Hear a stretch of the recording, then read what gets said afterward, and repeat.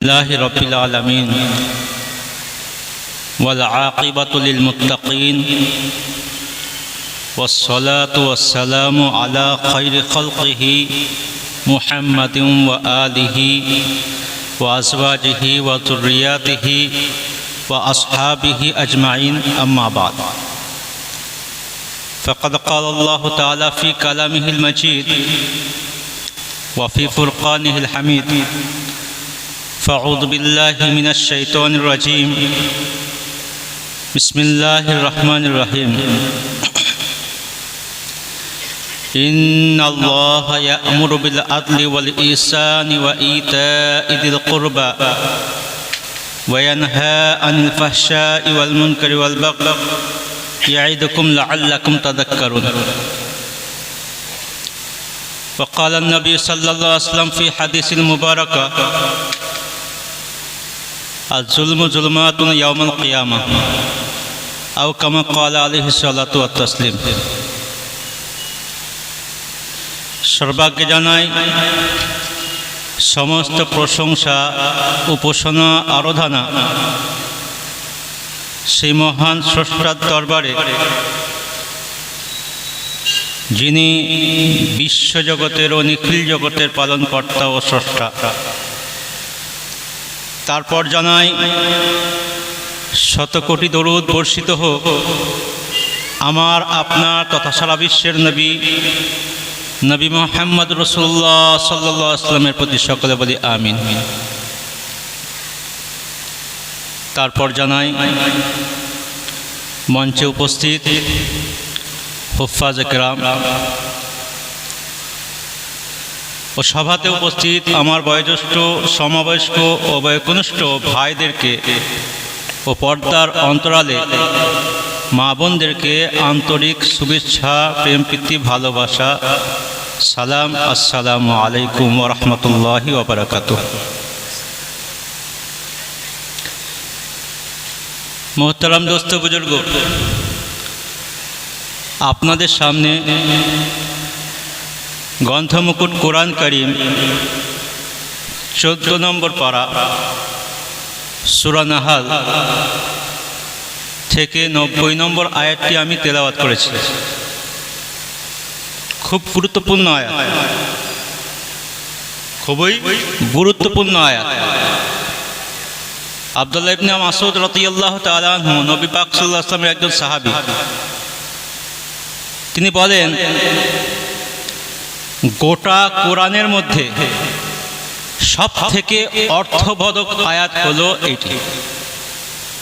সমগ্র কোরআনের মধ্যে সব থেকে অর্থবহুল আয়াত সূরা নাহালের 90 নম্বর আয়াত। কি আয়াত? ইন্নাল্লাহা ইয়া'মুরু বিল আদলি ওয়াল ইহসানি ওয়া ইতা'i যিল কুরবা ওয়া ইয়ানহা আনিল ফাহশাই ওয়াল মুনকার ওয়াল বাগই ইয়া'iদুকুম লা'আল্লাকুম তাযাক্কারুন। গোটা কোরআনের মধ্যে সব থেকে অর্থবোধক আয়াত হলো এটা। হযরত ইবনে ওমর রাদিয়াল্লাহু তাআলা তিনি বর্ণনা করেন, একবার হযরত ওমর রাদিয়াল্লাহু তাআলা আনহু বাইরে হয়ে আসলেন। আসার পর সাথীদ্বয়কে জিজ্ঞাসা করলেন, আচ্ছা তোমাদের মধ্যে কেউ কি আমাকে বলতে পারবে সমগ্র কোরআনের মধ্যে সব থেকে দামি, মানি, সম্মানী আয়াত, শ্রেষ্ঠ আয়াত কোনটি? তোমাদের মধ্যে থেকে কেউ বলতে পারবে আমাকে গোটা কোরআনের মধ্যে সব থেকে সুবিচারকারী আয়াত কোনটি? তোমাদের মধ্যে কেউ বলতে পারবে গোটা কোরআনের মধ্যে সব থেকে বেশি আশাবাদী আয়াত কোনটি? তোমাদের মধ্যে কেউ কি বলতে পারবে গোটা কোরআনের মধ্যে সব থেকে বেশি ভীতি প্রদানকারী আয়াত কোনটি? কে বললেন? নবী পাকের সাহাবী, দ্বিতীয় খলিফা, তিনি 4টি আয়াত সম্পর্কে জিজ্ঞাসা করলেন সাহাবাদেরকে। ওই স্থানে উপস্থিত ছিলেন হযরত আব্দুল্লাহ ইবনে মাসউদ রাদিয়াল্লাহু তাআলা আনহু। তিনি বললেন, আমি আমার এই কানে শুনেছি আল্লাহ রাসূল সাল্লাল্লাহু আলাইহি ওয়াসাল্লামকে বলতে, সমগ্র কোরআনের মধ্যে সব থেকে দামি আয়াত হলো আয়াতুল কুরসি। সমগ্র কোরআনের মধ্যে সব থেকে দামি আয়াত। একবার আল্লাহ রাসূল সাল্লাল্লাহু আলাইহি ওয়াসাল্লাম হযরত উবাই বিন কাব রাদিয়াল্লাহু তাআলাকে জিজ্ঞাসা করলেন, সাহাবাদের মধ্যে সব থেকে বড় কারি ছিলেন ইনি। নবী পাক সাল্লাল্লাহু আলাইহি ওয়াসাল্লাম বলেন যে আমাকে আল্লাহ স্বয়ং উবাই বিন কাবের কাছ থেকে কোরআন শোনার জন্য আদেশ করেছেন। উবাই বিন কাব খুব সুন্দর কোরআন তেলাওয়াত করতে পারতেন, বড় কারি ছিলেন। একবার নবী পাক সাল্লাল্লাহু আলাইহি ওয়াসাল্লাম উবাই বিন কাবকে জিজ্ঞাসা করলেন, হে উবাই, গোটা কোরআনের মধ্যে সব থেকে দামি ও সম্মানী আয়াত কোনটি বলো তো? উবাই বিন কাব কি বললেন? আল্লাহু ওয়া রাসূলুহু আ'লাম, আল্লাহ এবং আল্লাহ রাসূলই ভালো জানেন। তিনি জানতেন, তারপরেও আদব শিষ্টাচার কেমন দেখেন, আদবের খাতিরে, সম্মানের খাতিরে, আল্লাহ রাসূল সাল্লাল্লাহু আলাইহি ওয়াসাল্লামের জ্ঞান অনেক, সেই জ্ঞানের তুলনায় আমি যদি উত্তর দিয়ে দিই এটা যেন একটা অপমানজনক হয়ে যাচ্ছে। তিনি প্রথমে নিজেকে নত স্বীকার করলেন, তিনি বললেন আল্লাহ এবং আল্লাহ রাসূলই ভালো জানেন। দ্বিতীয়বার আল্লাহ রাসূল সাল্লাল্লাহু আলাইহি ওয়াসাল্লাম একই কথা জিজ্ঞেস করলেন, তৃতীয়বার জিজ্ঞেস করলেন। উবাই বিন কাব দেখলেন যখন আল্লাহ রাসূল সাল্লাল্লাহু আলাইহি ওয়াসাল্লাম আমাকে জিজ্ঞাসা করছেন আর জেনেই ছাড়বেন, তাহলে আমাকে বলতেই হবে, উত্তর দিতেই হবে, এখন আর কিছু করার নেই। তিনি তখন খুব বিনীত সহকারে, বিনয় নম্রতার সাথে কি করলেন? উত্তর দিলেন, হে আল্লাহ রাসূল, আমার নিকট আমি মনে করি যেটা গোটা কোরআনের মধ্যে, সমগ্র কোরআনের মধ্যে সব থেকে দামি এবং সম্মানী আয়াত, মর্যাদাশীল আয়াত হলো আয়াতুল কুরসি। আল্লাহ রাসূল সাল্লাল্লাহু আলাইহি ওয়াসাল্লাম উবাই বিন কাবকে বললেন, তুমি সত্য বলেছো, সঠিক বলেছো, আল্লাহ তোমার জ্ঞানকে আরো বরকতপূর্ণ বানাক, আল্লাহ তোমার জ্ঞানকে আরো বরকতপূর্ণ বানাক।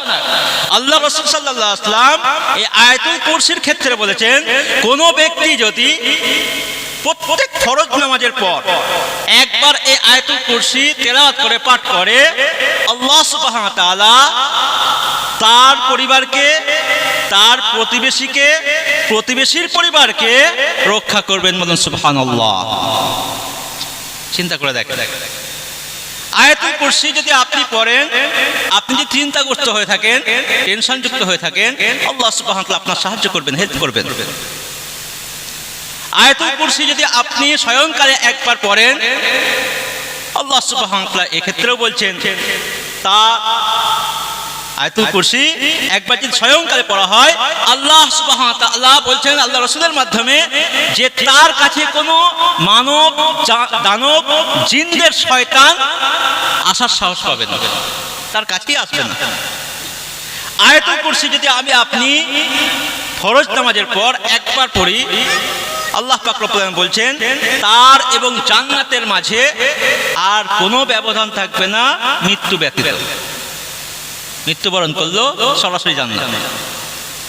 আমি আয়াতুল কুরসির ফজিলত দেখে বলতে আসেনি, আমি কি বললাম? হয়তো ওমর রাদিয়াল্লাহু তাআলা আনহু সাহাবাদেরকে সম্বোধন করে বললেন, তোমাদের মধ্যে কেউ কি আমাকে বলতে পারবে গোটা কোরআনের মধ্যে, সমগ্র কোরআনের মধ্যে সব থেকে দামি আয়াত কোনটি? আল্লাহ রাসূল উবাই বিন কাবকেও জিজ্ঞাসা করলেন। আব্দুল্লাহ বিন মাসউদ রাদিয়াল্লাহু কি বললেন যে আমি আমার কানে আল্লাহ রাসূলকে বলতে শুনেছি গোটা কোরআনের মধ্যে সব থেকে দামি এবং সম্মানিত আয়াত, মর্যাদাশীল আয়াত, সেটি হলো আয়াতুল কুরসি। এই আয়াতুল কুরসির মধ্যে আল্লাহ সুবহানাহু ওয়া তাআলা নিজের সত্তার পরিচয় দিয়েছেন, নিজের গুণের পরিচয় দিয়েছেন। আয়াতুল কুরসির মধ্যে আল্লাহ সুবহানাহু ওয়া তাআলা 8টি বাক্য এনেছেন, 10টি বাক্য এনেছেন। 10টি বাক্যের মধ্যে প্রত্যেকটিতে এক একটা গুণের, পূর্ণত্ব গুণের বর্ণনা দিয়েছেন। আল্লাহ কেমন? আমি আপনি যে আল্লাহকে ডাকি, আপনি যে আল্লাহকে মানি, আপনি যে আল্লাহর ইবাদত করি, আল্লাহটা কে? আল্লাহ কে? কি তার ক্ষমতা? তিনি কি করতে পারেন? কেন আমরা তার ইবাদত করব? কেন তার কাছে মাথা নত করব? কেন আমরা তার দাসত্ব স্বীকার করব? মোহতারাম দোস্ত বুজুর্গ, আল্লাহ হলেন সেই সত্তা যিনি সকল পরাকাষ্ঠার মালিক, যিনি সমস্ত প্রকার দোষ ত্রুটি থেকে মুক্ত। তিনি নিজে বিদ্যমান, অপরকে বিদ্যমান রাখেন এবং সকল কিছুকে তিনি নিয়ন্ত্রণ করেন। সকল কিছু ধারক বাহক তিনি। সাব্বাহা লিল্লাহি মা ফিস সামাওয়াতি ওয়া মা ফিল আরদ, সাব্বাহা লিল্লাহি মা ফিস সামাওয়াতি ওয়াল আরদ। বলছে এই নবমণ্ডলের নিচে, পৃথিবীর উপর, ভূমণ্ডলের উপরে যত কিছু আছে সকলেই কিন্তু আল্লাহর পবিত্রতা বর্ণনা করে, সকলেই আল্লাহর পবিত্রতা বর্ণনা করে। ওয়া হুয়াল আসিজুল হাকিম, তিনি প্রাক্রান্ত, তিনি প্রজ্ঞাময়। লাহু মুলকুস সামাওয়াতি ওয়াল আরদ, আসমান জমিনের মধ্যে যা কিছু আছে সমস্ত কিছুর একচ্ছত্রের মালিক হলেন আল্লাহ। ইহয়ী ওয়া ইউমীত, তিনি জীবন দান করেন, মৃত্যু ঘটান। জীবন মৃত্যু তার হাতে, যাকে ইচ্ছা তাকে জীবন দান করেন, আর যাকে ইচ্ছা তাকে মৃত্যু দান করেন। জীবনদাতা, মৃত্যুদাতা তিনি। ওয়া হুয়া আলা কুল্লি শাইইন কাদির, তিনি সকল কিছুর উপর কি তিনি ক্ষমতা রাখেন, সব কিছু তেনার কন্ট্রোলে, তেনার নিয়ন্ত্রণে, তিনি ক্ষমতাশীল, ক্ষমতাবান। হুয়াল আউয়ালু ওয়াল আখিরু ওয়াল যাহিরু ওয়াল বাতিনু ওয়া হুয়া বিকুল্লি শাইইন আলিম, তিনি সকলের প্রথমে, সকলের শেষে, তিনি প্রকাশ্যে, তিনি গোপনে, তিনি সর্বজ্ঞ, সর্ব বিষয়ে তিনি জ্ঞানী। আল্লাহর পূর্বে কেউ ছিল না, আল্লাহর আগে কেউ ছিল না, অতীতে কেউ ছিল না। আল্লাহ অতীতে ছিলেন, আমি আপনি অতীতে ছিলাম না, আমার আপনার অস্তিত্ব ছিল না, আমি আপনি অস্তিত্বহীন ছিলাম। অস্তিত্বহীনতা থেকে আল্লাহ সুবহানাহু ওয়া তাআলা আমাকে আপনাকে অস্তিত্ব দান করেছেন, অস্তিত্বে এনেছেন, এবং সবকিছু তিনি রক্ষণাবেক্ষণ করছেন, সবকিছু তিনি নিয়ন্ত্রণ করছেন, সবকিছু তার নিয়ন্ত্রণের মধ্যে। আল্লাহকে, আল্লাহ রাসূল সাল্লাল্লাহু আলাইহি ওয়াসাল্লামের একজন সাহাবী এসে বললেন, হে আল্লাহর রাসূল, আল্লাহর আগে যখন কিছু ছিল না, আল্লাহ কোথায় ছিলেন? কি বললেন? আল্লাহর আগে যখন কিছু ছিল না, আল্লাহ কোথায় ছিলেন? আল্লাহ রাসূল সাল্লাল্লাহু আলাইহি ওয়াসাল্লামকে জিজ্ঞাসা করলেন। আল্লাহ রাসূল সাল্লাল্লাহু আলাইহি ওয়াসাল্লাম কি বললেন? আল্লাহ ছিলেন আমায়ের মধ্যে। কার মধ্যে? আল্লাহ ছিলেন আমায়ের মধ্যে। আমা কি? আমা হলো তাই যেখান পর্যন্ত কোনো জ্ঞান, শক্তি, বোধ পৌঁছাতে পারে না। আমা কোনো উপকরণ নয়, আমা কোনো ধাতু নয়, আমা কোনো সময় নয়, স্থান নয়, পাত্র নয়, ব্যক্তি নয়, বস্তু নয়। কি জিনিস আল্লাহ জানে। আমা পর্যন্ত কোনো জ্ঞান পৌঁছাতে পারবে না, কোনো শক্তি পৌঁছাতে পারবে না, কোনো বুদ্ধি পৌঁছাতে পারবে না। আল্লাহ সেখানে ছিলেন, আল্লাহ সেখানে ছিলেন। সেখানে থাকার পর তিনি একা ছিলেন, কেউ ছিল না। তিনি অতীতে ছিলেন, একা ছিলেন, প্রথমে ছিলেন। তিনি চাইলেন পরিচিত হতে, তিনি চাইলেন যে তিনাকে চেনা হোক, তিনি চাইলেন যে আমার আনুগত্য স্বীকার করা হোক, তিনি চাইলেন যে আমার ইবাদত করা হোক, উপাসনা করা হোক, আরাধনা করা হোক। তাই বললেন, ওমা খালাকতুল জিন্না ওয়াল ইনসা ইল্লা লিয়াবুদুন, আমি জিন এবং মানুষকে সৃষ্টি করেছি আমার একমাত্র ইবাদতের জন্য। আল্লাহর আগে কেউ ছিল না, কে চিনবে আল্লাহকে? বলেন, আল্লাহর আগে তো কেউ ছিল না, আল্লাহ প্রথমে। কি বলেন? ওয়াল আউয়ালু, তিনি প্রথমে, প্রথমে কিছুই ছিল না আল্লাহ ছাড়া। একা ছিলেন, তিনি পরিচিত হতে চাইলেন।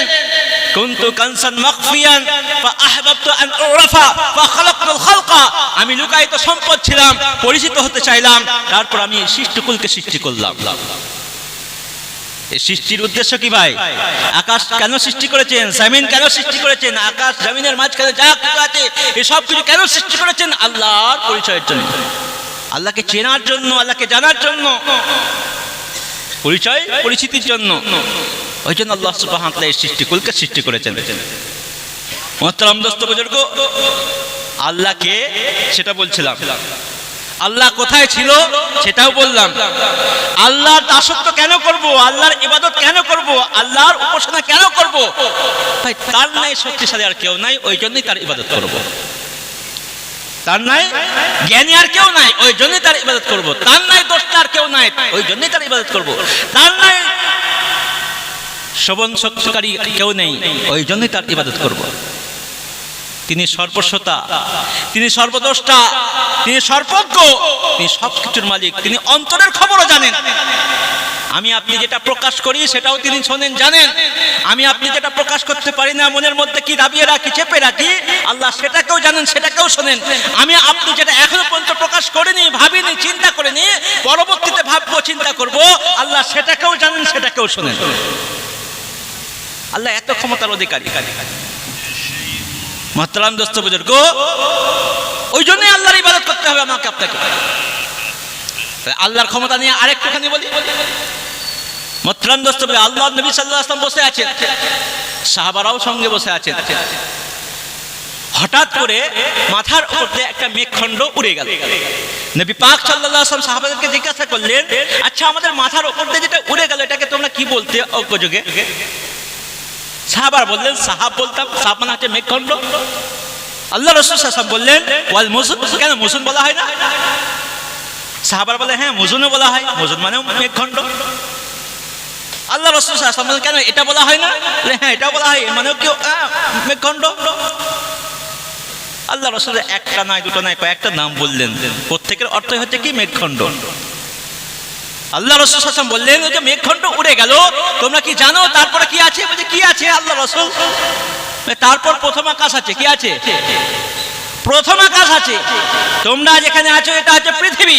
পৃথিবী থেকে প্রথম আকাশে পৌঁছাতে হলে 500 বছরের পথ আলোর গতিতে। 500 বছরের পথ আলোর গতিতে। চিন্তা করে দেখুন আলোর গতি কি। আমি আপনি সকলে জানি প্রতি সেকেন্ডে 1,86,000 মাইল, তাই না? আলোর গতিতে 500 বছরের পথের দূরে কে আছে? প্রথম আকাশ আছে। এই আকাশকে কে তৈরি করেছেন? আল্লাহ। এই আকাশকে আল্লাহ সুবহানাহু ওয়া তাআলা সাজিয়েছেন, সুশোভিত করেছেন বিভিন্ন গ্রহ নক্ষত্র দিয়ে ইত্যাদি দিয়ে। এদিকে আমি যাচ্ছি না। তারপর আবার দ্বিতীয় আকাশ, 500 বছরের পথ ফাঁকা। তৃতীয় আকাশ, চতুর্থ আকাশ, পঞ্চম আকাশ, ষষ্ঠম আকাশ, সপ্তম আকাশ। মুহতারাম দোস্ত বুজুর্গ, তারপর বলা হয়েছে কি? সমুদ্র, মহাসমুদ্র, সিদরাতুল মুনতাহার কথাও বলা হয়েছে। জান্নাত আছে, জাহান্নাম আছে। জান্নাত জাহান্নাম আছে। তার উপরে আছে ভাই মুহতারাম দোস্ত বুজুর্গ আল্লাহর কুরসি। তার উপরে আছে কি? আল্লাহর আরশ। আল্লাহর কুরসির সামনে, আল্লাহর আরশের সামনে আছে আল্লাহর কুরসি। এই আয়াতুল কুরসির মধ্যে বর্ণনা করা হয়েছে ওয়াসিআ কুরসিয়ুহুস সামাওয়াতি ওয়াল আরদ। আল্লাহর কুরসি সারা বিশ্ব ভূমণ্ডলকে কি কাছে বেষ্টন করে আছে। সারা বিশ্ব ভূমণ্ডলকে বেষ্টন করে আছে, ঘিরে আছে আল্লাহর কুরসি। বলছে সারা বিশ্ব জগৎ আল্লাহর কুরসির কাছে। কুরসি মানে হচ্ছে কি চেয়ার। আল্লাহর কুরসির কাছে সারা বিশ্ব ভূমণ্ডল। এবং যেমন মুসলিম স্কুলের পিছনে যে মাঠ আছে, ফাঁকা মাঠ, ওই ফাঁকা মাঠে পড়ে থাকা একটা আংটি। অত বড় মাঠে যদি একটা আংটি পড়ে থাকে খুঁজে পাওয়া যাবে? মুহতারাম দোস্ত বুজুর্গ, এই বিশ্ব জগৎ বলা হয়েছে আল্লাহর কুরসির কাছে ওই আংটির ন্যায়। আবার আল্লাহর কুরসি আল্লাহর আরশের কাছে। এবং যেমন নাকি একটা ফাঁকা মাঠে একটা রিং পড়ে আছে, মেয়ে লোকের হাতে পড়া রিং। রিং কত হয়? আংটির থেকেও শুরু হয়। রিং আংটির থেকেও শুরু হয়। আল্লাহর কুরসি আল্লাহর আরশের কাছে ওই রিং এর ন্যায় ফাঁকা মাঠে পড়ে থাকে। আল্লাহর কত ক্ষমতা দেখে। মুহতারাম দোস্ত বুজুর্গ, ওই কুরসিকে 4 জন ফেরেশতা ধারণ করে আছে। আল্লাহর আরশকে 8 জন ফেরেশতা ধারণ করে আছে। তারা কত বৃহত্তর একটু চিন্তা করে দেখুন। আল্লাহর কুরসিকে যে 4 জন ফেরেশতা ধারণ করে আছে, তার মধ্যে একজন হলো মানব আকৃতির, একজন গরুর আকৃতির, আর একজন বাঘের আকৃতির, আর একজন শকুনের আকৃতির। মুহতারাম দোস্ত বুজুর্গ, প্রত্যেকটি ফেরেশতার পা 7ম পাতালের নিচে আছে। আর তারা ধারণ করে আছেন এক একটা চেয়ারের পায়া। আল্লাহর কুরসির এক একটা পায়া ধারণ করে আছে। তারা কত বৃহত্তর একটু চিন্তা করে দেখুন। আল্লাহ এরকম অসংখ্য ফেরেশতা তৈরি করেছেন। ওই সমস্ত ফেরেশতার কাছে আমার আপনার এই পৃথিবী, আমার আপনার এই দুনিয়া, আমার আপনার এই বিশ্ব কিছুই নাই।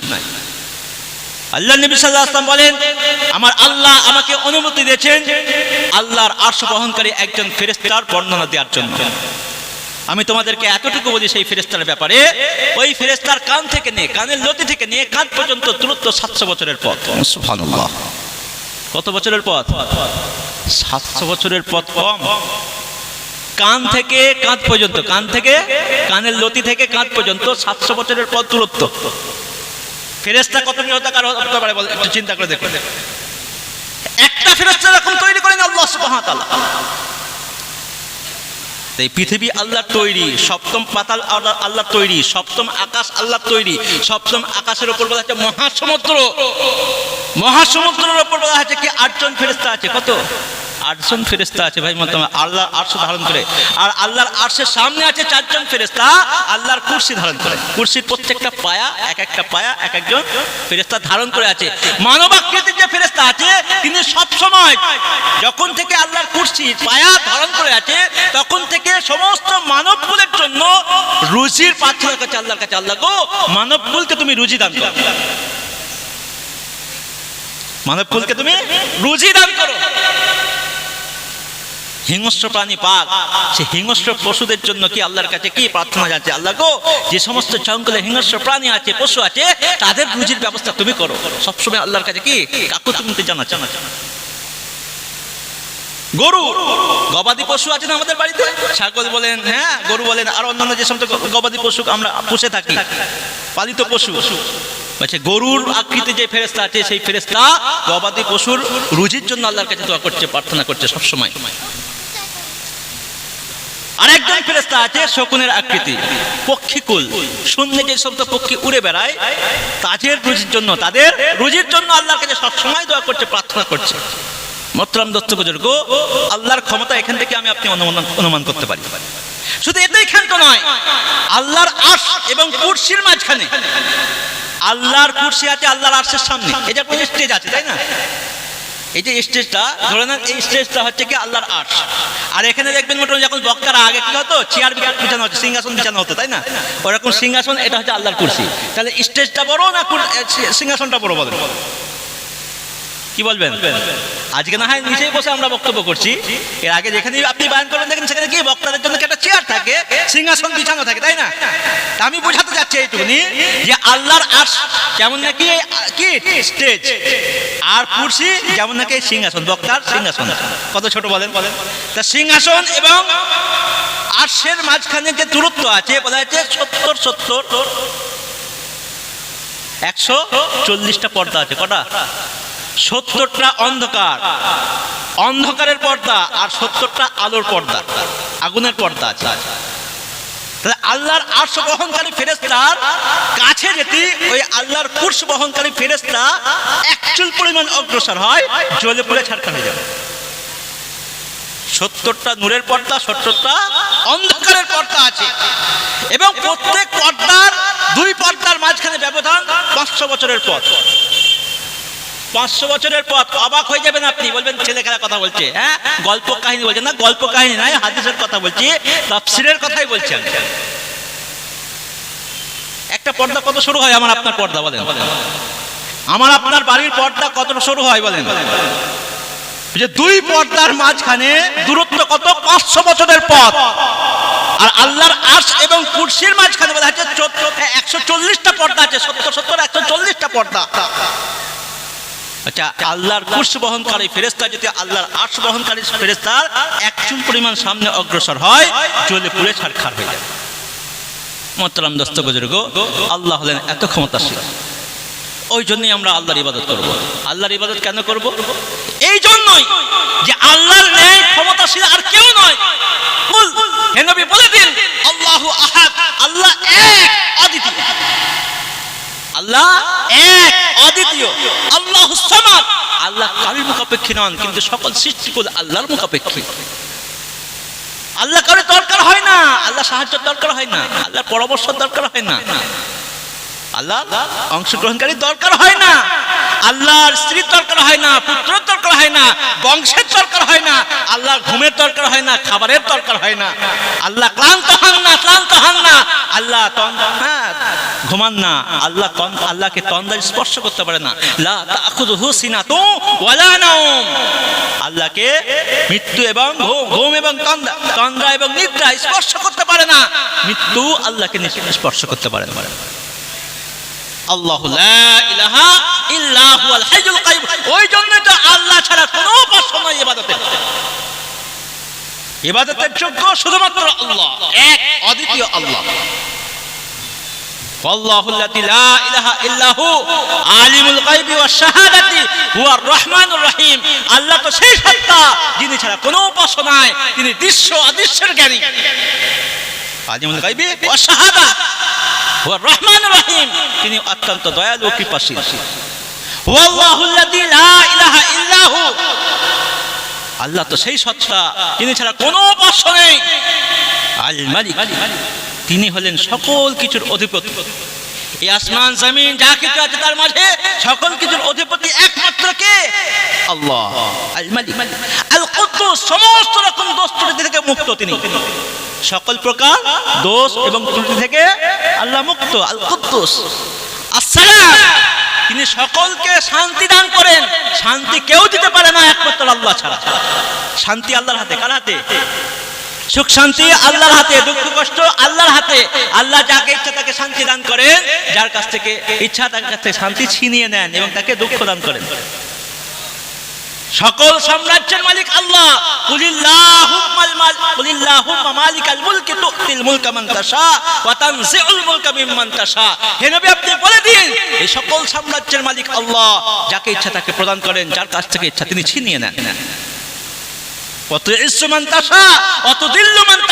তিনি যাকে ইচ্ছা তাকে সম্মানিত করেন, যাকে ইচ্ছা তাকে অপমানিত করেন। বিয়াদিকাল খায়র, তার হাতে সবকিছু। ইন্নাকা আলা কুল্লি শাইইন কাদির, তিনি তো সর্ব শক্তিমান, সবকিছুর উপর তিনার ক্ষমতা চলে। তুলিজুল লাইলা ফিন নাহারি ওয়া তুলিজুন নাহারা ফিল লাইল, তিনি রাতের মধ্যে থেকে দিনকে বের করে নিয়ে আসেন, দিনের মধ্যে থেকে রাত। ওয়াতুখরিজুল হাইয়া মিনাল মাইয়িতি ওয়া তুখরিজুল মাইয়িতা মিনাল হাই, তিনি মৃত্যুর মধ্যে থেকে জীবন বের করে নিয়ে আসেন আর জীবনের মধ্যে থেকে মৃত্যু। জীবন মৃত্যু তার হাতে। জীবন মৃত্যু কার হাতে? আল্লাহর হাতে। সব কোরআনের কথা, আমার বানানো কথা নয়। আল্লাহ এত ক্ষমতার অধিকারী, ওই জন্যই আমি আপনি আল্লাহর ইবাদত করি। ওই জন্যই আমি আপনি আল্লাহর ইবাদত করি। আমি আপনার সৃষ্টি হয়ে কোনো সৃষ্টির সামনে মাথা নত করতে পারি না। আমি আপনি আমার আপনার স্রষ্টার সামনে কি মাথা নত করে থাকি? আল্লাহ সুবহানাহু ওয়া তাআলা নিজের তাওহীদ, নিজের একাত্মবাদকে প্রমাণ করেছেন আয়াতুল কুরসির মধ্যে। ওই জন্য আয়াতুল কুরসি সকল কোরআনের মধ্যে, সমগ্র কোরআনের মধ্যে সবথেকে দামি আয়াত। সবথেকে দামি আয়াত কি? আয়াতুল কুরসি। হয়তো ওমর রাদিয়াল্লাহু আনহু জিজ্ঞেস করলেন যে তোমাদের মধ্যে কেউ কি বলতে পারবে কোরআনের মধ্যে সবথেকে দামি আয়াত কোনটি? তখন আব্দুল্লাহ ইবনে মাসউদ রাদিয়াল্লাহু তাআলা কি বললেন যে আমি আল্লাহ রাসূলের মুখ থেকে শুনেছি সমগ্র কোরআনের মধ্যে সবথেকে দামি আয়াত হলো আয়াতুল কুরসি। কেননা আয়াতুল কুরসির মধ্যে আল্লাহ সুবহানাহু ওয়া তাআলা নিজের একত্ববাদকে প্রমাণ করেছেন, নিজের উন্নত গুণের কথা আলোচনা করেছেন, তিনি কিসের ক্ষমতার অধিকারী তাও বর্ণনা করেছেন। এই মত 10টি বাক্য আছে, 10টি বাক্যের মধ্যে 10টি উন্নত গুণের কথা আলোচনা আছে। এদিকে আমি যাচ্ছি না, আমি বলছিলাম আয়াতুল কুরসি যদি আমি আপনি পড়তে পারি, যদি প্রত্যেক ফরজ নামাজের পর একবার আয়াতুল কুরসি পড়ে নিই, আল্লাহ সুবহানাহু ওয়া তাআলা এক নামাজ থেকে দ্বিতীয় নামাজ পর্যন্ত মাঝখানে যে গ্যাপটা আছে, সময়টা আছে, এই সময়ের জন্য আপনার জন্য রক্ষক হয়ে যাবেন। আয়াতুল কুরসি যদি আমি আপনি প্রত্যেক ফরজ নামাজের পর পড়তে পারি, মৃত্যু ব্যতীত আমার আপনার সামনে জান্নাতের মাঝখানে আর কোনো ব্যবধান থাকবে না। আয়াতুল কুরসি যদি আমি আপনি পড়তে পারি, আমি আপনি চিন্তাগ্রস্ত হলে আল্লাহ আমাকে আপনি হেল্প করবেন, সাহায্য করবেন। আয়াতুল কুরসি যদি আমি আপনি একবার পড়তে পারি, 1/4 কোরআন পড়ার সব আপনার আমলনামাতে লিপিবদ্ধ হবে। সুবহানাল্লাহ। আয়াতুল কুরসি যদি আমি আপনি পড়তে পারি, কোন জিন শয়তান মানব দানব আপনার কাছে আসার সাহস পাবে না। আয়াতুল কুরসি যদি আমি আপনি পড়তে পারি, আমার পরিবার, আমার প্রতিবেশীকে, তার প্রতিবেশীর পরিবারকে আল্লাহ সুবহানাহু ওয়া তাআলা রক্ষা করবেন। সুবহানাল্লাহ। এই জন্য হলো আয়াতুল কুরসি কি দামি আয়াত। আয়াতুল কুরসি কিসের আয়াত ভাই? দামি আয়াত। এই আয়াতুল কুরসি নিয়ে আমার মসজিদে প্রায় আজ 6 সপ্তাহ ধরে বয়ান হচ্ছে, 1.5 মাস ধরে বয়ান হচ্ছে। মোহতারাম দোস্ত বুজুর্গ, আমি বলতে চাচ্ছি এটাই, আমি বেছে নিয়েছি আলোচনার বিষয় এইটাই, এই জন্য যে গোটা কোরআনের মধ্যে সবথেকে অর্থবোধক সূরা কোনটি? ইমাম শাফিঈ আল্লাহ রাহমাহ বলেন ছোট্ট সূরা, সেটা হলো ওয়াল আসর। আমি আপনি সকলে হয়তো জানি, তাই না? 30 নম্বর পারাতে দেখবেন, হ্যাঁ, ওয়াল আসর, এই সূরাটা সবথেকে ছোট্ট আয়াত। ইমাম শাফিঈ আলাইহিস রাহমাহ বলেন আল্লাহ পাক যদি গোটা কোরআনকে অবতীর্ণ না করে শুধুমাত্র এই একটি সূরায় অবতীর্ণ করতেন, আর সমস্ত মানব এবং দানব এই একটা সূরাকে তেলাওয়াত করত, ভালোভাবে অনুধাবন করত, ভালোভাবে চিন্তা করত, গবেষণা করত, তাদের মুক্তির জন্য এই একটা সূরাই যথেষ্ট হতো। সুবহানাল্লাহ। ছোট্ট আয়াত, ওয়াল আসরি ইন্নাল ইনসানা লাফি খুসর ইল্লাল্লাযিনা আমানু ওয়া আমিলুস সালিহাতি ওয়া তাওয়াসাউ বিল হাক্কি ওয়া তাওয়াসাউ বিস সাবর। দেখেন ছোট্ট আয়াত, ছোট্ট সূরা একটা। এই ছোট্ট সূরা গোটা কোরআনের সমান।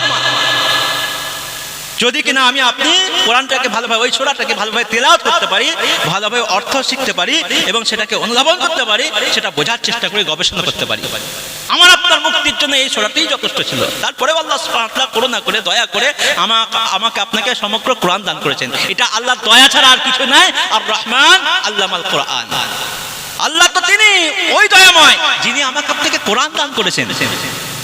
আল্লামাল কোরআন খালাকাল ইনসান, তিনি মানুষকে সৃষ্টি করেছেন। আল্লামাহুল বায়ান, তারপর মানুষকে বক্তৃতা শিখিয়েছেন, বাকশক্তি প্রকাশ করার ক্ষমতা দিয়েছেন। অন্য প্রাণী আছে তারা নিজের মনের কথা বলতে পারে না, কিন্তু মানুষ এমন একটা প্রাণী, এ নিজের মনের কথাটা যেটা ভেতরে চেপে আছে সেটা মুখে ভাষার দ্বারাই কি প্রকাশ করতে পারে। অন্য কোন প্রাণীকে দেখেছেন? দেখেননি। এটা আল্লাহর দয়া। আল্লাহ বলছেন এটা আমার দয়া। আল্লামাল ইনসানা মা লাম ইয়ালাম, অপর একটি আয়াতের মধ্যে আল্লাহ তাআলা বলছেন মানুষকে আল্লাহ সেকেন্ড দান করেছেন যা সে জানতো না। আমি আপনি যা জানতাম না, আমাকে আপনাকে সেকেন্ড আল্লাহ সুবহানাহু ওয়া তাআলা দান করেছেন। কে দান করেছেন? আল্লাহ। তাহলে সেই আল্লাহর ইবাদত করতে হবে আমাকে আপনাকে, সেই আল্লাহর ইবাদত করতে হবে। যাকে দিকে আমি যাচ্ছি না, চারটে আয়াতের কথা বলেছিলাম। চারটে আয়াত নিয়ে সংক্ষিপ্তভাবে যদি বলি সারা রাত কেটে যাবে। আয়াতুল কুরসি নিয়ে আরো অনেক কথা, যাকে দিকে আমি যাচ্ছি না। জাস্ট আমাকে আপনাকে এতটুকু মনে রাখতে হবে, আমি আপনি যদি নামাজ পড়ে থাকি, প্রত্যেক ফরজ নামাজের পর আয়াতুল কুরসি একবার করে পড়ে নেব। যদি নামাজ না পড়ে থাকি, এখন থেকেই নামাজের অভ্যস্ত হয়ে যায়, প্রত্যেক ফরজ নামাজের পর একবার করে আয়াতুল কুরসি পড়ে নেব। যখন আমি আপনি ঘুমোতে যাব, বিছানায় যাব, বিছানায় যাওয়ার সময় বসে একবার আয়াতুল কুরসি পড়ে হাতে খুব মেরে মাথা থেকে পা পর্যন্ত বুলিয়ে নেব। মোহতারাম দোস্ত বুজুর্গ, আপনার ধারে কাছে কোনো জিন ভূত পেত নিয়ে স্পর্শ করতে পারবেন, আসার সাহস পাবেন না। এই জন্য কোরআনের সব থেকে দামি আয়াত এটা, কোরআনের সব থেকে দামি আয়াত।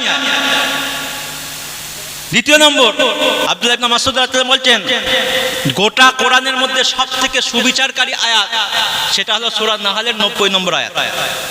গোটা কোরআনের মধ্যে সব থেকে সুবিচারকারী আয়াত হলো সূরা নাহল 14 নম্বর পারা 90 নম্বর আয়াত। আল্লাহ সুবহানাহু ওয়া তাআলা বলেন ইন্নাল্লাহা ইয়া'মুরু বিল আদলি ওয়াল ইহসানি ওয়া ইতা'ইল কুরবা ওয়া ইয়ানহা আনিল ফাহশাই ওয়াল মুনকারি ওয়াল বাগই ইয়া'iদুকুম লা'আল্লাকুম তাযাক্কারুন। আব্দুল্লাহ ইবনে মাসউদ রাদিয়াল্লাহু আনহু বলেন গোটা কোরআনের মধ্যে সবথেকে অর্থবোধক আয়াত হলো এটি। মানুষ যদি চিন্তা করে দেখতে পারবে যে এই আয়াতের মধ্যে আল্লাহ সুবহানাহু ওয়া তাআলা তিনটি ইতিবাচক বিষয় আর তিনটি নেতিবাচক বিষয় বর্ণনা করেছেন। তিনটে আদেশ দিয়েছেন, তিনটে নিষেধ করেছেন, তিনটে বিষয় থেকে নিষেধ করেছেন। মানুষ যদি ভাবে চিন্তা করে তাহলে মানুষের ব্যক্তিগত জীবন, সমষ্টিগত জীবনের সাফল্যের জন্য এই আয়াতটি অমোঘ প্রতিকার। এই আয়াতটি যথেষ্ট। কি বলেছেন আল্লাহ সুবহানাহু ওয়া তাআলা? তিনটি ইতিবাচক বিষয়, তিনটি ইতিবাচক বিষয়, তিনটি যে আদেশ দিয়েছেন তার প্রথম আদেশ হলো এই ইন্নাল্লাহা ইয়া'মুরু বিল আদল। আল্লাহ সুবহানাহু ওয়া তাআলা তোমাদেরকে সুবিচারের আদেশ করছেন, ন্যায় নীতির আদেশ করছেন। কি করছেন? সুবিচার এবং ন্যায় নীতির আদেশ করছেন, সমতা রক্ষা করার আদেশ করছেন আল্লাহ। মোহতারাম দোস্ত বুজুর্গ, আমি আপনি কি সর্ব বিষয়ে সুবিচার কায়েম করতে পেরেছি? ন্যায় নীতিকে রক্ষা করতে পেরেছি? আমি আপনি বলবো না, ন্যায় নীতিকে আমি আপনি রক্ষা করতে পারিনি। আল্লাহ আদেশ করছেন তোমরা সুবিচার কায়েম করো, ন্যায় নীতিকে রক্ষা করো, যদিও তোমার সে কাছের লোক হই না কেন। পক্ষপাতিত্ব করো না, পক্ষপাতিত্ব করো না। তোমার আত্মীয় তো সম্পর্ক, ওই জন্য অশান্তি সৃষ্টি হয়েছে, আর তোমার আত্মীয় বলে তুমি তার পক্ষ নিচ্ছ, এটা ঠিক নয়। কোরআন এটা নিষেধ করছেন। কোরআন বলছে আদল করতে হবে, ইনসাফ করতে হবে, সুবিচার করতে হবে। আমাকে আপনাকে সুবিচার আদেশ দিচ্ছেন। সুবিচার আমি আপনি আমার আপনার বিশ্বাসে করব, সুবিচার আমি আপনি আমার আপনার কথাতে করব, সুবিচার আমি আপনি আমার আপনার কর্মেতে করব, সুবিচার আমি আপনি আমার আপনার আচরণে করব। চার প্রকার বিষয় কি আমি আপনি সুবিচার করব। আমি আপনি আমার আপনার বিশ্বাসের সুবিচার কি করব? আমার স্রষ্টাকে, আমার পালনকর্তাকে, আমার মাবুদ, আমার উপাস্যকে। আমি এমনটা করব না যে আমি কাউকেই উপাস্য মানলাম না। এটা কিন্তু কি আদল নাই, এটা নাস্তিকতা, এটা নাস্তিকতা। আল্লাহ ঘৃণা করেন এটাকে, নাস্তিকতাকে আল্লাহ পছন্দ করেন না। কাউকে আমি মানলাম না মাবুদ, স্রষ্টা, উপাস্য, এটা ঠিক নয়, এটাও ঘৃণিত। আবার এমনটাও করতে আল্লাহ নিষেধ করেছেন যে সকলকে আমি মাবুদ মানছি, যাকে দেখছি তাকে আমি পূজা করছি, উপাসনা করছি, এটাও আল্লাহ সহ্য করতে পারেন না। মাঝখানে মাঝ বরাবর এসো, মিতাচার কায়েম করো, মধ্যম পন্থা অবলম্বন করো। সেটা কি তুমি দেখে নাও, তুমি ভাবো, চিন্তা করো। এই যে বিশ্ব একা একা সৃষ্টি হয়নি, এমনি এমনি সৃষ্টি হয়নি। এই বিশ্বের একজন স্রষ্টা আছে, এই বিশ্বের একজন চালক আছে, এই বিশ্বের একজন ধারক আছে, যিনি তার নিয়ন্ত্রণে এই বিশ্ব চলছে। তিনি কে? তিনি হলেন আল্লাহ, তিনি হলেন আল্লাহ। এর জন্য দলিলের প্রয়োজন হয় না, এর জন্য প্রমাণের প্রয়োজন হয় না। যেমন পানি বুঝতে দলিলের প্রয়োজন হয় না, আগুন বুঝতে দলিলের প্রয়োজন হয় না, হাওয়া বাতাস বুঝতে দলিলের প্রয়োজন হয় না, সূর্যের আলো বুঝতে দলিলের প্রমাণ হয় না। ঠিক তদ্রূপ ভাবে আল্লাহকে বুঝতে, আল্লাহকে আল্লাহর স্রষ্টা হওয়া বুঝতে কোনো দলিলের প্রয়োজন হয় না। অটোমেটিক আপনার খেয়ালে চলে আসবে, আপনার মনের ছাই দেবেন। মোহতারাম দোস্ত বুজুর্গ, ওই জন্য আল্লাহ সুবহানাহু ওয়া তাআলা আমাকে আপনাকে আদেশ করছেন যে হে আমার বান্দারা, তোমরা ন্যায় নীতি কায়েম করো, তোমরা সুবিচার কায়েম করো, তোমরা ন্যায় নীতিকে রক্ষা করো। আল্লাহ সুবহানাহু ওয়া তাআলা আদেশ আমাকে আপনাকে পালন করা দরকার। দুই নম্বর আল্লাহ সুবহানাহু ওয়া তাআলা বলছেন ওয়াল ইহসান, অনুগ্রহ করো। কি করো? অনুগ্রহ করো। তোমরা অনুগ্রহ কাকে করব বলেন? অনুগ্রহ আমি নিজের উপর করব, অনুগ্রহ আমার আপনার প্রতিবেশীকে, আত্মীয় স্বজনের উপর করব, পরিবারের উপর করব, আমি আপনার সমাজের লোকের উপর করব, বিশ্বের লোকের উপর করব। আল্লাহ নবী সাল্লাল্লাহু আলাইহি ওয়াসাল্লাম বলেন আর রাহিমুন ইয়ারহামুহুমুর রহমান, যারা অনুগ্রহ করে দয়াময় আল্লাহ তাদের উপর অনুগ্রহ করেন। ইরহামু মান ফিল আরদ ইয়ারহামুকুম মান ফিস সামা, তোমরা পৃথিবীতে যারা বিচরণ করে তোমরা তাদের উপর অনুগ্রহ করো, যিনি আকাশে থাকেন তিনি তোমাদের উপর কি করবে? অনুগ্রহ করবেন। আমরা করতে পেরেছি বলেন? আল্লাহ নবী সাল্লাল্লাহু আলাইহি ওয়াসাল্লাম একই কথা বলে গেলেন। আল্লাহ নবী সাল্লাল্লাহু আলাইহি ওয়াসাল্লাম বলে গেলেন যে তোমরা অনুগ্রহ করো, দয়া করো, মায়া মমতা দেখাও সৃষ্টিকুলের উপর। কার উপর? আল্লাহ নবী সাল্লাল্লাহু আলাইহি ওয়াসাল্লাম বলছেন আল খালকু ইয়ালুল্লাহ, পৃথিবীতে যত প্রাণী আছে, পৃথিবীতে যত সৃষ্টি আছে, সমস্ত সৃষ্টি, সমস্ত প্রাণী আল্লাহর গোষ্ঠী, আল্লাহর গোষ্ঠী, আল্লাহর পরিবার। ওয়া আহসানু ইলাল্লাহ মান আহসানা ইলা আয়ালিহি, আর আল্লাহর নিকট ওই ব্যক্তি, ওই মানুষটা, ওই বান্দাটা উত্তম, সর্বোৎকৃষ্ট যে বান্দাটা তার সৃষ্টিকুলের সাথে, তার পরিবারের সাথে ভালো আচরণ করে, ভালো ব্যবহার করে, অনুগ্রহ করে, দয়া মায়া দেখায়, ওই বান্দাটা আল্লাহর কাছে সবথেকে উত্তম। ওই জন্য তো আল্লাহ নবী সাল্লাল্লাহু আলাইহি ওয়াসাল্লাম বলেছেন অযথা গাছ থেকে একটা ডাল পর্যন্ত তোমরা কাটবে না, দরকার হলে কবেই কাটবে। অযথা একটা গাছ থেকে গাছের একটা পাতা পর্যন্ত ছিঁড়বে না। কেন? গাছের পাতা যতক্ষণ পর্যন্ত গাছের সাথে যুক্ত থাকে সে আল্লাহ তাসবিহ পড়তে থাকে। তুমি অযথা সেই পাতাটাকে ফেলে দিলে, ছিঁড়ে ফেললে, সে তাসবিহ পড়া বন্ধ হয়ে গেল। আল্লাহ নবী সাল্লাল্লাহু আলাইহি ওয়াসাল্লাম বলেছেন অযথা কোনো প্রাণীকে তোমরা কষ্ট দেবে না। অজ্ঞ যুগে ভাই মোহতারাম দোস্ত বুজুর্গ, নিজের নিশানা ঠিক রাখার জন্য সামনে একটা প্রাণী রেখে দেওয়া হতো এবং তীর প্র্যাকটিস করা হতো। আল্লাহ নবী সাল্লাল্লাহু আলাইহি ওয়াসাল্লাম নিষেধ করছেন। অজ্ঞ যুগে ভাই পানি হচ্ছে না, দুর্ভিক্ষ ছেয়েছে, পানির দরকার, পানির অভাবে মানুষ কাকুদের প্রাণ ফেটে যাচ্ছে। এমন অবস্থায় কি করতো? পশুর লেজের কাছে কি বলতে আগুন ধরিয়ে দিত। যত লাফাবে তার মধ্যে তত দ্রুত আল্লাহ পানি বৃষ্টি বর্ষণ করবে। মোহতারাম দোস্ত, আল্লাহ নবী সাল্লাল্লাহু আলাইহি ওয়াসাল্লাম এরকম করো না, তোমরা কোনো পশুকে এইভাবে কষ্ট দিও না।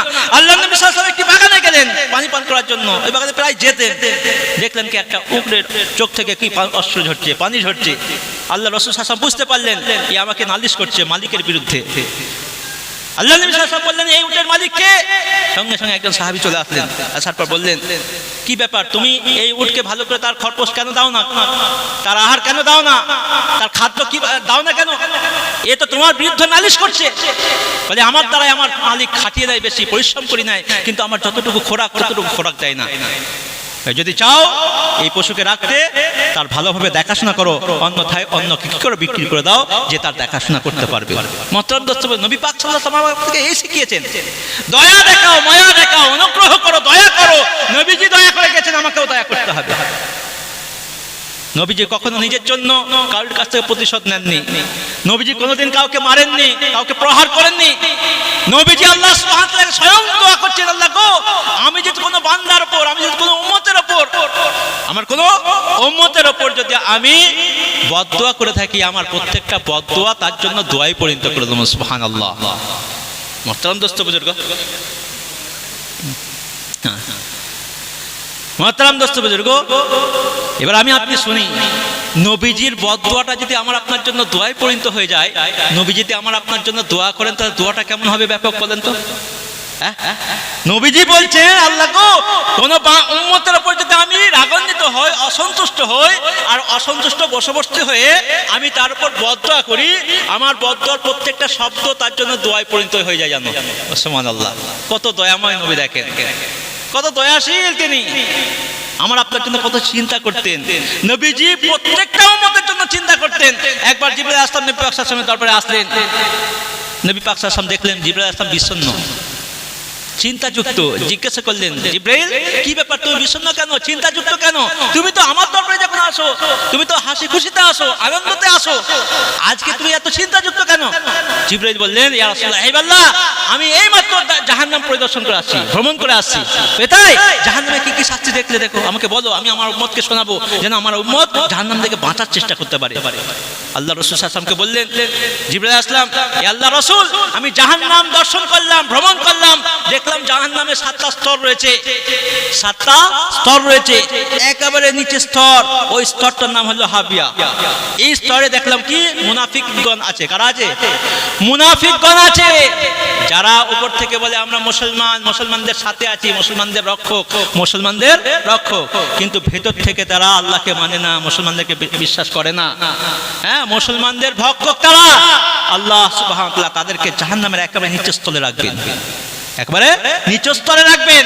এটা হলো হাবিয়া। তারপরে দেখলাম কি আরেকটা স্তর আছে, ওই স্তরটার নাম হচ্ছে জাহিম। এখানে থাকবে যারা এক আল্লাহকে, আল্লাহর সাথে আরো অসংখ্য দেবদেবীর কি পূজা অর্চনা করত, উপাসনা আরাধনা করত, মুশরিকদেরকে আল্লাহ সুবহানাহু ওয়া তাআলা এই 6ম নম্বরের স্তরে রাখবেন। আল্লাহ রাসূল সাল্লাল্লাহু আলাইহি ওয়াসাল্লামকে জিবরাইল আলাইহিস সালাম বললেন, আমি দেখলাম 5ম স্তর, এই স্তরটার নাম হচ্ছে লজ্জা।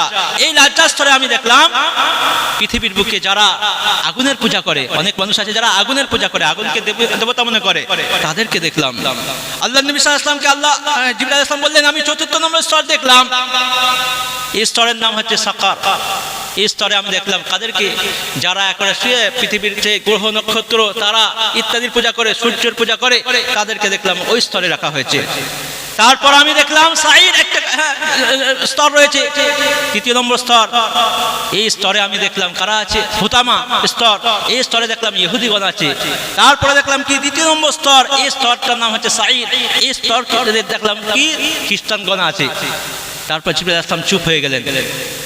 জিবরাইল আলাইহিস সালাম যখন চুপ হয়ে গেলেন, নবী পাক সাল্লাল্লাহু আলাইহি ওয়াসাল্লাম জিজ্ঞাসা করলেন, হে জিবরাইল, আরেকটা স্তর রয়েছে, ওই স্তরে কারা যাবে একটু শোনাও। জিবরাইল কিছু বলেন না, একবার নয়, দুবার নয়, 3য়বার একটা লম্বা নিঃশ্বাস ছেড়ে বললেন জিবরাইল আলাইহিস সালাম, 1ম নম্বরের স্তর, তার নাম হচ্ছে জাহান্নাম। এই স্তরে আপনার গুনাহগার উম্মতরা যাবে। নবী পাক সাল্লাল্লাহু আলাইহি ওয়াসাল্লাম যখন শুনলেন আমার গুনাহগার উম্মতরা জাহান্নামে যাবে আর আমি শান্তিতে থাকবো, এটা কিছুতেই হতে পারে না। নবী পাক সাল্লাল্লাহু আলাইহি ওয়াসাল্লাম সঙ্গে সঙ্গে সিজদায় পড়ে গেলেন। কাকুতি জানালেন, অজর জোরে কাঁদতে লাগলেন, শুরু করতে অশ্রু প্রবাহিত করতে লাগলেন, আল্লাহর কাছে কাকুতি জানাতে লাগলেন।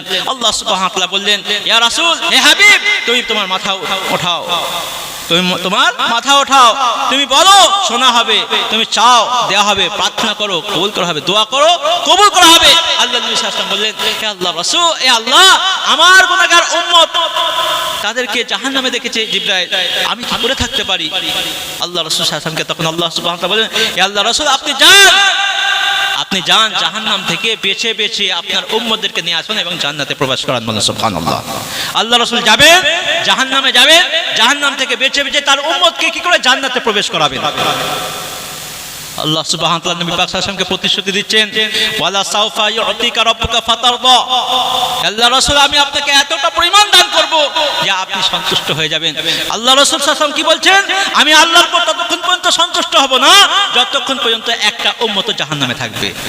আল্লাহ রাসূল সাল্লাল্লাহু আলাইহি ওয়াসাল্লাম আমার জন্য এতটা চিন্তাগ্রস্ত ছিলেন, আমার আপনার জন্য এতটা চিন্তাগ্রস্ত ছিলেন, এতটা চিন্তা করতেন, ভাবতেন। মিরাজে গিয়েছেন, আল্লাহর সাথে কথোপকথন করছেন, ওই সময় আমাকে আপনাকে ভুলেননি। তিনি খেতে গিয়েছেন, ওই সময় আমাকে আপনাকে ভুলেননি। তিনি ঘুমাতে গিয়েছেন, আমাকে আপনাকে ভুলেননি। ভাই মতো প্রত্যেকটা সময় সর্ব সময় আমার আপনার চিন্তা ছিল, আমার আপনার চিন্তা ছিল, ব্যথা ছিল, বেদনা ছিল। সেই নবী পাক সাল্লাল্লাহু আলাইহি ওয়াসাল্লাম যখন আমাকে আপনাকে নিয়ে এত ভেবেছে, কি আল্লাহ রাসূলের জন্য আমি আপনি ভাববো না? কি বলেন? না ভাবাটা কেমন হবে বলেন তো? ভাই মোহতারাম দোস্ত, আমি এদিকে যাচ্ছি না। আল্লাহ সুবহানাহু ওয়া তাআলা আমাকে আপনাকে আদেশ করছেন, গোটা কোরআনের মধ্যে সবথেকে অর্থবোধক আয়াত সেটা হলো কি, ইন্নাল্লাহা ইয়া'মুরু বিল আদলি ওয়াল ইহসানি ওয়া ইতাইযিল কুরবা ওয়া ইয়ানহা আনিল ফাহশাই ওয়াল মুনকার।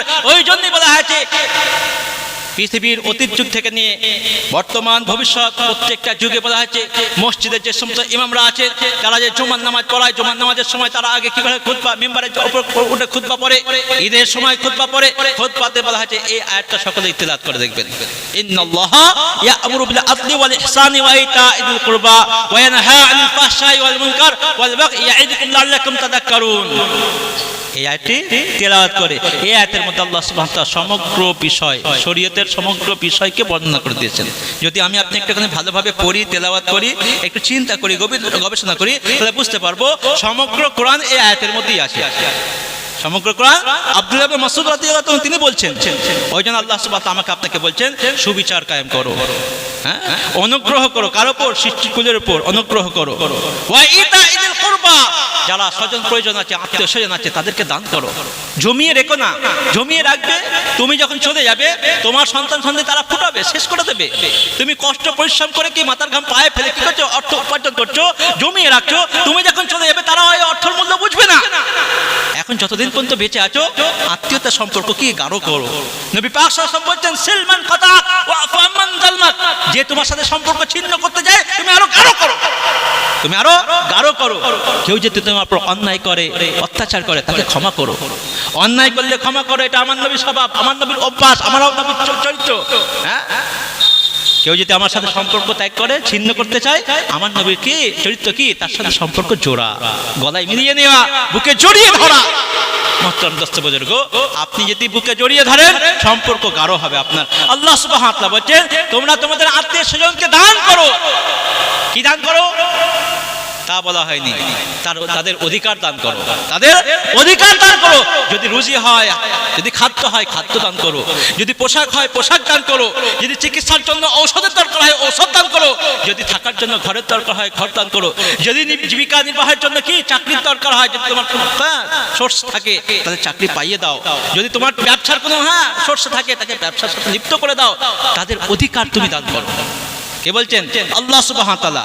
তাহলে আমাকে আপনাকে ন্যায় নীতি রক্ষা করতে হবে এবং সৃষ্টিকুলের উপর অনুগ্রহ করতে হবে এবং তার সাথে নিজের স্বজন প্রয়োজন যারা আছে তাদেরকে দান করতে হবে। কি দান করতে হবে? অধিকার দান করতে হবে। তিনটি ইতিবাচক আদেশ আছে আর তিনটি নেতিবাচক আদেশ আছে। সেটা কি? ওয়ায়ানহা আনিল ফাহশাই ওয়াল মুনকার। আল্লাহ তোমাদেরকে নিষেধ করেন অশ্লীলতা থেকে। কি থেকে? অশ্লীলতা থেকে বেঁচে থাকার জন্য আল্লাহ তাআলা নিষেধ করেন। নবী পাক সাল্লাল্লাহু আলাইহি ওয়াসাল্লাম আল্লাহ সাল্লাম বলছেন, আল্লাহ তাআলা বলছেন, কুল হারামা রাব্বি আল ফাওয়াহিশা, কুল ইন্নামা রাব্বি হারামাল ফাওয়াহিশা মা যাহারা মিনহা ওয়া মা বাতান। হে নবী আপনি বলে দিন, আমার পালনকর্তা আমাকে বলে দিয়েছেন, আমাকে বলেছেন যে সমস্ত রকম প্রকাশ্য এবং অপ্রকাশ্য সমস্ত রকম অশ্লীলতাকে তিনি হারাম করেছেন, নিষিদ্ধ ঘোষণা করেছেন। তা আমাকে আপনাকে অশ্লীল কাজ করা যাবে না। অশ্লীল কাজ কোনটা ভাই মোহতারাম দোস্ত বুজুর্গ? অশ্লীল কাজ হলো সেটাই যেটাকে মানুষ ঘৃণা করে, যেটাকে শরীয়ত ঘৃণা করে, এটাকে বলা হয়েছে অশ্লীল কাজ। আল্লাহ তাআলা অশ্লীল কাজ করতে নিষেধ করছেন। ওয়াল মুনকার, মন্দ কাজ, সর্বপ্রকার যত মন্দ কাজ আছে সমস্ত মন্দ কাজ থেকে বিরত থাকার জন্য আল্লাহ তাআলা বলছেন। সমস্ত প্রকার মন্দ কাজ থেকে আমাকে আপনাকে বিরত থাকার জন্য বলছেন। এবং তার সাথে আমাকে আপনাকে কি জুলুম, অত্যাচার, উৎপীড়ন এবং সীমালঙ্ঘন থেকে আমাকে আপনাকে বিরত রাখতে বলছেন, নিষেধ করছেন যে এই সমস্ত কাজ করো না। আদেশ সূচক কাজ হলো কি? তোমরা ন্যায় নীতি রক্ষা করো, অনুগ্রহ করো, আত্মীয় স্বজনদেরকে দান করো। আর নীতিবাচক যে বাক্য সেটা হলো কি, তোমরা সমস্ত প্রকার অশ্লীল কাজ থেকে বেঁচে থাকো। অশ্লীল কাজের মধ্যে আছে জেনা আছে, ব্যভিচারী আছে, বা কিছু কর্মের দ্বারা হয়, কিছু বার্তার দ্বারা হয়, কিছু আচরণের দ্বারা হয়। তা আমি আপনি আপনার বার্তাকে ঠিক করে দেবো। প্রকাশ্য অশ্লীল কাজ, অশ্লীল বার্তা আমি আপনি প্রয়োগ করব না, অশ্লীল কর্ম আমি আপনি করব না, অশ্লীল আচরণ সৃষ্টির সাথে করব না, কারোর সাথেই করব না। ভাই মুসলিম দোস্ত বুজুর্গ, আল্লাহ সুবহানাহু ওয়া তাআলা আমাকে আপনাকে নিষেধ করছেন ওয়াল বাগি, এবং আমাকে আপনাকে নিষেধ করছেন আল্লাহ সুবহানাহু ওয়া তাআলা সীমালঙ্ঘন করতে। কি করতে? সীমালঙ্ঘন আমাকে আপনাকে করা যাবে না। কি করা যাবে না? উৎপীড়ন করা যাবে, জুলম করা যাবে না। জুলম এমন একটা পাপ, অত্যাচার অনাচার এমন একটা পাপ, নবী পাক সাল্লাল্লাহু আলাইহি ওয়াসাল্লাম বলেন যে দুনিয়ার বুকে তার শাস্তি নগদ পাওয়া যায়। এমন কোন পাপ নেই যার শাস্তি দুনিয়ার বুকে নগদ পাওয়া যায়, কিন্তু জুলুম বা অত্যাচার অনাচার এমন একটা পাপ, এই পাপটা কেউ যদি কারোর দ্বারা যদি সংঘটিত হয়, তার অগ্রিম শাস্তি আল্লাহ সুবহানাহু ওয়া তাআলা পৃথিবীতেই দেন, এবং কঠোর শাস্তি তার জন্য আখিরাতের জন্য জমা থাকে। ওই জন্য আমি আপনি সকলের কাছে আশা করছি ইনশাআল্লাহ আমি আপনি এই আয়াতের উপর আমল করে দেখাবো ইনশাআল্লাহ। কি আল্লাহ সুবহানাহু ওয়া তাআলা যে 6টি বিষয় আদেশ ও নিষেধ করেছেন, এই 6টি বিষয় পুঙ্খানুপুঙ্খভাবে আমল করে দেখাবো ইনশাআল্লাহ। দেখাবো ইনশাআল্লাহ। আল্লাহ সুবহানাহু ওয়া তাআলা আমাকে আপনাকে অধিক পদার্থ থেকে, অধিক শোনার থেকে তার প্রতি বেশি বেশি আমল করার তৌফিক দান করুন। ওয়া আখিরু দাওয়ানা আলহামদুলিল্লাহি রাব্বিল আলামিন।